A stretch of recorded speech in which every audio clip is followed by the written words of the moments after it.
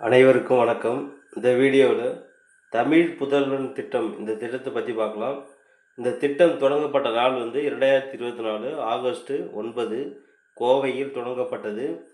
அதாவது பார்த்திங்கன்னா அரசு மற்றும் அரசு உதவி பெறும் பள்ளிகளில் 6 முதல் 12ஆம் வகுப்பு வரை தமிழ் வழியில் படித்து உயர்கல்விக்கு செல்லும் மாணவர்களுக்கு மாதம் ரூபாய் 1000 வழங்கும் திட்டம் தான் இந்த தமிழ் புதல்வன் திட்டம். அதாவது பார்த்திங்கன்னா தெளிவாக விளக்கணும்னு பார்த்திங்கன்னா 6 முதல் 12ஆம் வகுப்பு வரை அரசு பள்ளியில் படித்து தேர்ச்சி பெற்றவர்களுக்கும், அதாவது அரசு பள்ளியில் படித்தவங்க தமிழ் மற்றும் ஆங்கில வழி இரண்டுமே இருக்கலாம்.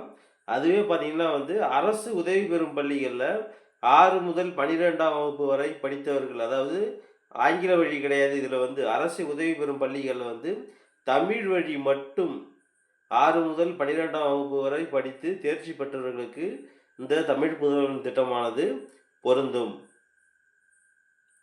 இந்த தமிழ் புதல்வன் திட்டத்தின் நோக்கம் என்னன்னு பார்த்தீங்கன்னா உயர்கல்வியில் மாணவர் சேர்க்கையை அதிகரிக்க செய்வது, அரசு மற்றும் அரசு உதவி பெறும் பள்ளிகளில் படிக்கும் ஏழை மாணவர்களை சாதனையாளர்களாக உருவாக்குவது. இதுதான் இந்த தமிழ் புதல்வன் திட்டத்தின் நோக்கம். ஒன்று உயர்கல்வியில் மாணவர் சேர்க்கையை அதிகரிப்பது, 2 அரசு மற்றும் அரசு உதவி பெறும் பள்ளிகளில் படிக்கும் ஏழை மாணவர்களை சாதனையாளர்களாக உருவாக்குவது.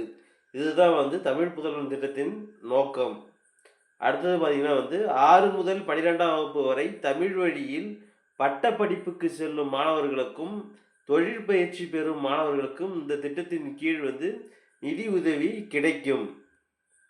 அதாவது எந்தெந்த படிப்புன்னு பார்த்தா தெளிவாக பார்க்கலாம். கலை அறிவியல் கல்லூரிகளில் 3 ஆண்டு படிக்கும் பட்ட படிப்புகள், 4 ஆண்டு பொறியியல் படிப்புகள், 5 ஆண்டு மருத்துவ படிப்புகள், 3 அல்லது 4 ஆண்டுகள் படிக்கும் சட்ட படிப்புகள், மருத்துவம் சார்ந்த படிப்புகள் மற்றும் அதற்கு இணையான படிப்புகள் படிக்கும் மாணவர்கள் இந்த திட்டத்தின் கீழ் பயன்பெற முடியும். மேலும் பார்த்தீங்கன்னா 8 மற்றும் 10ஆம் வகுப்பு முடித்து தொழில் பயிற்சி படிப்பவர்கள் இந்த திட்டத்தில் பயன்பெறலாம். இந்த திட்டத்திற்காக பார்த்தீங்கன்னா தமிழ்நாடு அரசு நிகழாண்டு ரூபாய் 360 கோடி ஒதுக்கீடு செஞ்சுருக்காங்க. மாணவர்களுடைய வங்கி கணக்குக்கே மாதந்தோறும் இந்த 1000 ரூபாய் வரவு வைக்கப்படும். வேறு திட்டத்தில் மாணவர்கள் உதவித்தொகை பெற்று வந்தாலும் கூட இந்த திட்டத்திற்கும், இந்த தமிழ் புதல்வன் திட்டத்திற்கும் அவர்கள் தகுதியானவர்கள்.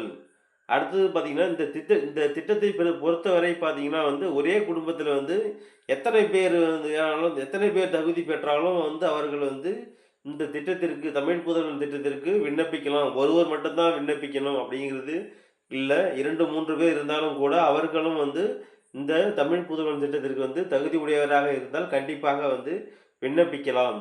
இதில் பார்த்தீங்கன்னா இந்த திட்டத்திற்கு வருமானம் உச்ச வரம்புன்னு சொல்லிட்டு எதுவுமே இல்லை.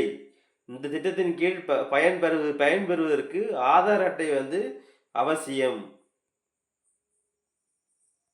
மேலும் பார்த்தீங்கன்னா இந்த திட்டம் தொடர்பாக அந்தந்த கல்லூரிகளில் படிக்கும் மாணவர்களுக்கு அங்கே முறையான வழிகாட்டுதல்கள் அவங்க சொல்லுவாங்க.